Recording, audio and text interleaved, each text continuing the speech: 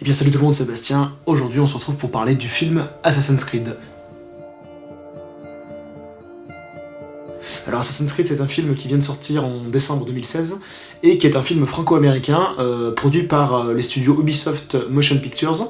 C'est leur premier long métrage en fait de cette division, une division Ubisoft qui se veut en fait transmédia, c'est-à-dire qui va s'occuper de chez Ubisoft de tous les produits en fait dérivés d'un jeu vidéo. Alors en fait ce studio c'est leur premier long métrage comme je l'ai dit, ils ont déjà eu fait d'autres choses, notamment le petit film que vous avez sûrement vu, le film Lineage d'Assassin's Creed, qui était un premier film en fait fait par ce studio là, mais Assassin's Creed constitue en fait le vrai long métrage de la société Ubisoft Motion Pictures. Il y aura d'autres films adaptés de jeux vidéo, notamment il me semble qu'il y a Watch Dogs qui est prévu, The Division, Far Cry peut-être, je ne sais plus. Enfin voilà, pas mal de jeux auront droit à leur en fait, production cinématographique par le studio Ubisoft Motion Pictures. Revenons maintenant sur Assassin's Creed, qui a eu un budget de 150 millions de dollars, entre 150 et 200 millions, c'est pas trop, ce qui est un budget conséquent pour un premier film sur cette franchise. Le but de ce film, selon Ubisoft, n'est pas de faire de l'argent en fait au box-office, mais simplement de faire connaître la franchise Assassin's Creed, puisqu'elle n'est pas déjà assez connue, et en fait d'engendrer ensuite de l'argent par rapport aux jeux vidéo et non par rapport au film. Alors aujourd'hui en fait mon but ça va être, en essayant de vous spoiler un peu, on va dire le moins possible le film, ça va être de vous donner mon avis à chaud de ce film une fois que je l'ai vu. Ça fait donc, je l'ai vu hier en avant-première, on est le mercredi 21 décembre aujourd'hui. Je vais vous raconter en fait mon ressenti par rapport à ce film. Est-ce qu'il faut le voir, est-ce qu'il faut pas le voir, est-ce que il est fidèle ou non par rapport à la franchise, qu'est-ce qu'il apporte, voilà, tout mon ressenti en fait autour de ce film. Alors quand j'ai voulu aller voir ce film au cinéma, c'était d'abord en tant que fan que je voulais y aller parce que un film sur Assassin's Creed, sur la saga, pour moi ça va être quelque chose de bien. Et je m'étais déjà renseigné par rapport en fait au contenu du scénario, à la situation géographique, quand est-ce que ça allait se passer. Et je m'étais aussi renseigné par rapport en fait tout autour du film et le lien entre le film et la saga. Alors si on commence à parler de mes ressentis par rapport au film, premièrement, globalement, je ne suis pas déçu.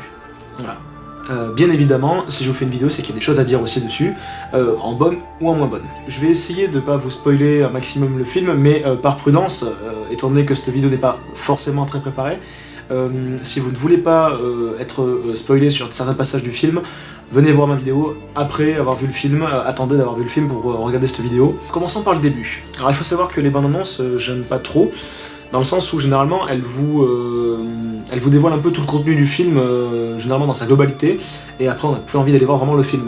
Un exemple typique c'est Suicide Squad, j'ai adoré le film, mais finalement par rapport à la bande annonce que j'ai vue, quand je suis allé voir le film, j'ai pas trouvé d'autres contenus finalement, c'est-à-dire que c'était en gros pour moi une bande-annonce version longue en fait. Je me suis régalé, j'ai passé un très bon moment devant ce film, mais la bande-annonce m'avait déjà pratiquement tout dévoilé du film.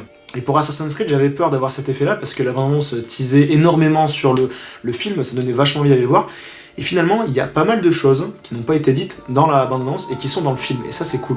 Alors si on prend le passage du début du film, on a tout un passage en fait sur l'enfance en fait du personnage principal, Callum Lynch, qui n'était pas dans la bande-annonce, et j'ai apprécié d'avoir en fait tout ce passage-là par rapport à certains films de jeux vidéo qui ont déjà été faits par le passé. Ce passage-là, au début du film, permet d'identifier le personnage, de le mettre en contexte en fait, de connaître sa situation familiale et sa situation tout court en fait dans le film.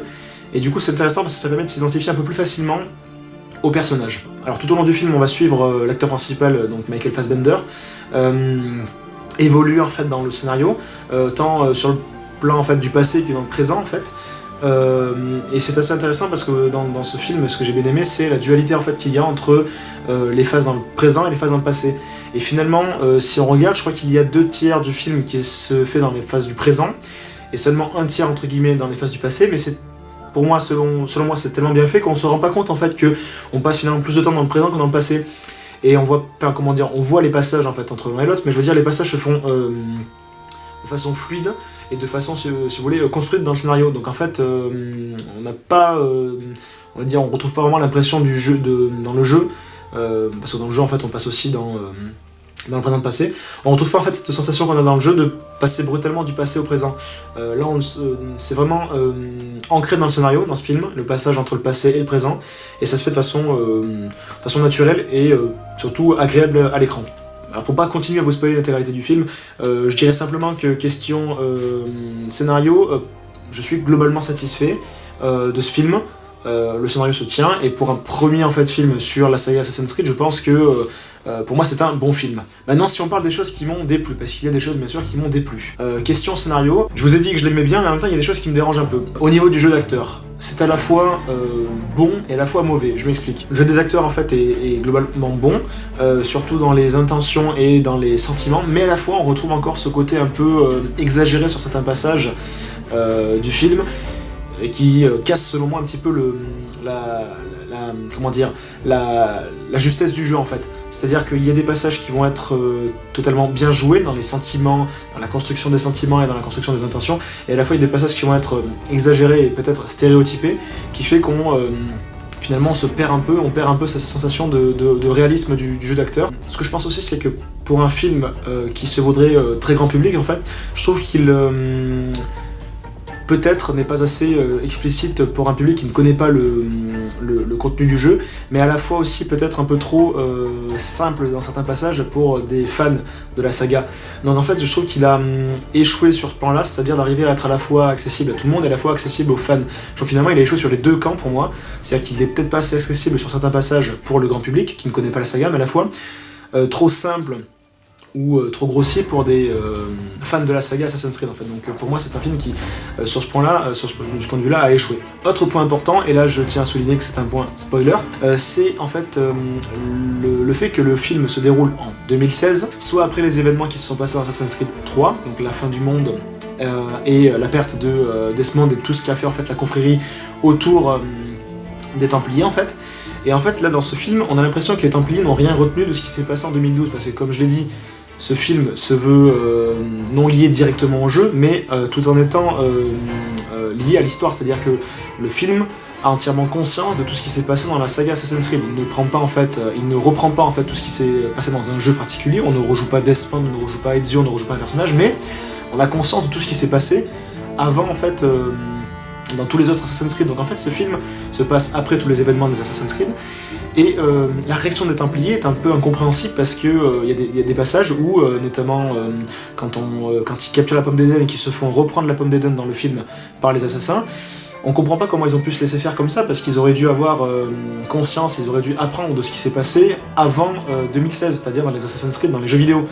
Et donc en fait finalement cette partie-là du scénario est un peu confuse. Ça se passe après les Assassin's Creed, mais en même temps les Templiers ne semblent pas avoir retenu tout ce qui s'est passé dans les jeux vidéo, c'est un peu bizarre. Les points positifs dans la partie technique, c'est les effets spéciaux qui sont globalement très réussis. La boîte qui s'appelle Hybrid, il me semble, c'était la même qui avait fait les effets spéciaux pour le petit moyen-métrage qu'avait fait Ubisoft, le film Lineage, et globalement les effets spéciaux sont très réussis. La plupart du film a été tourné en images réelles, y compris les cascades qui sont magnifiquement bien orchestrées.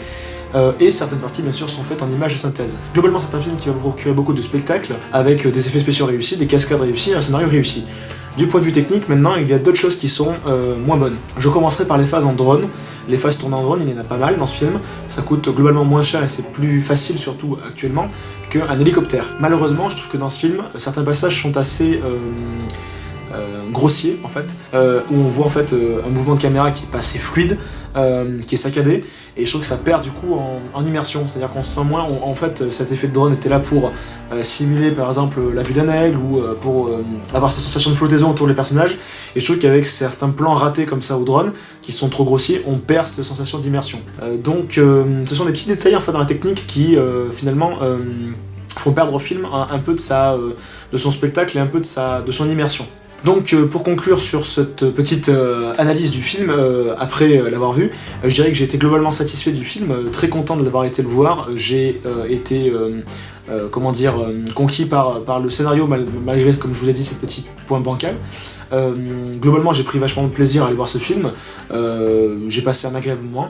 Maintenant effectivement certains points sont un peu décevants pour un fan de la saga, et peuvent aussi être décevants pour quelqu'un qui ignore totalement le film. Ce dernier point est d'ailleurs très visible apparemment selon les critiques, puisque la plupart des critiques ont pour le moins assassiné le film sur le point de vue effectivement du scénario, et même aussi un petit peu de la partie technique. Alors que si on regarde les notes, donc un jour après, je vous parle un jour après la la sortie du film, du point de vue des spectateurs, globalement le film a été très réussi, et surtout a été très apprécié. Donc c'est là qu'on voit que finalement la majorité des spectateurs qui sont, je pense la majorité des fans de la saga ont globalement apprécié, alors que la critique qui je pense, c'est un avis subjectif, et pour la majorité ignorante en fait du jeu Assassin's Creed, on voit que ça n'a pas forcément plu. Donc c'est ce que je disais, c'est que ce film finalement a échoué un petit peu sur les deux côtés, et peut-être aussi surtout sur le côté accessibilité pour le grand public.